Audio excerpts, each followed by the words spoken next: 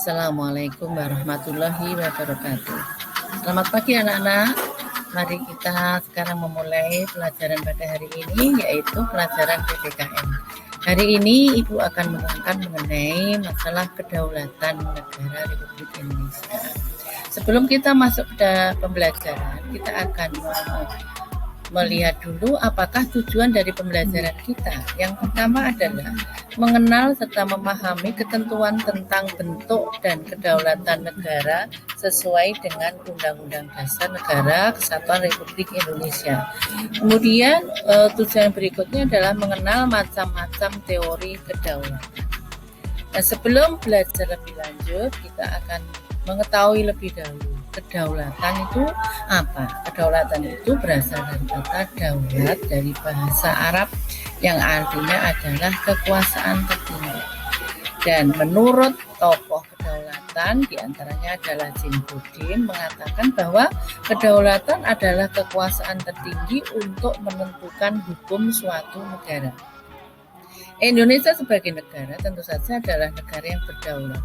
Nah, sejak kapan kita itu berdaulat? Yaitu sejak secara hukum itu secara formal itu adalah tanggal 17 Agustus 1945.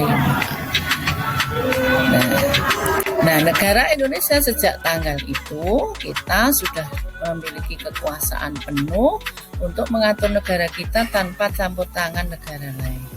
Nah, kita mengenal di sini kedaulatan ke dalam dan kedaulatan keluar. Artinya negara itu bisa melakukan kedaulatan ke dalam yang artinya bisa mengatur negaranya, ya, membangun di antara itu contohnya membangun negara, mengadakan pemilu, ya, memilih wakil-wakil rakyat, itu adalah contoh-contoh kedaulatan ke dalam.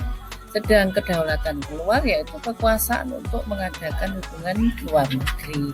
Di antaranya misalnya mengirim duta dan konsul, kemudian mengadakan hubungan perdagangan, ya, kemudian mengirimkan pasukan Garuda ke negara lain, membuat perjanjian dengan negara lain, itu diantaranya adalah contoh kedaulatan keluar.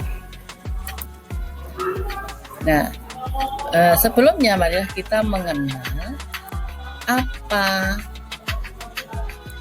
ciri atau apa sifat kedaulatan. Ada 4 sifat kedaulatan, yaitu yang pertama adalah asli. Asli itu artinya tidak berasal dari kekuasaan. Arti yang kedua yaitu permanen. Permanen itu artinya kan tetap. Jadi kekuasaan itu tetap ada di negara tersebut meskipun pemerintahannya itu silih berganti.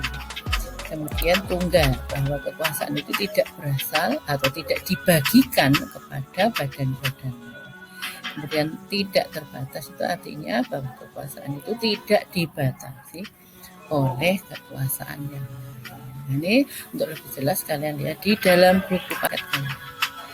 Kemudian yang berikutnya kita akan mengenal mengenai teori kedaulatan. Ada 5 teori kedaulatan, yaitu kedaulatan Tuhan, kedaulatan raja, kedaulatan negara, keempat kedaulatan hukum, dan terakhir adalah kedaulatan rakyat.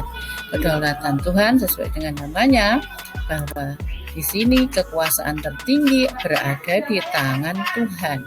Ya, penguasa itu memperoleh kekuasaan tertinggi dari Tuhan. Yang kedua adalah kedaulatan raja.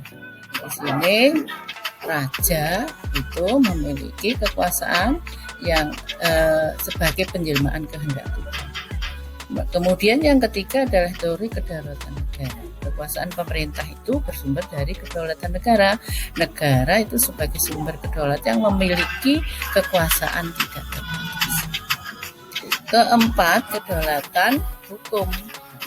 Jadi di sini hukum berada di kekuasaan yang tertinggi, artinya hukum itu memiliki supremasi, artinya siapapun itu apakah dia rakyat atau dia penguasa, dia tetap harus taat kepada hukum. Hal ini bisa kita lihat dari UUD 45 kita.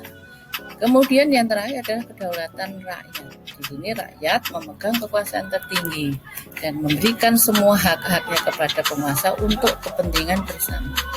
Nah, demikian anak-anak keterangan dari macam-macam teori kedaulatan. Nah, Indonesia itu memakai yang mana? Kira-kira coba. Ya, Indonesia itu memakai 2 status kedaulatan, yaitu kedaulatan rakyat dan kedaulatan hukum. Kedaulatan rakyat seperti kita lihat dalam pasal 1 ayat 2 UUD 45, sedang kedaulatan hukum kita lihat dari pasal 27 ayat 1 UUD 45. Nah, demikian mudah-mudahan pertemuan kali ini membawa manfaat.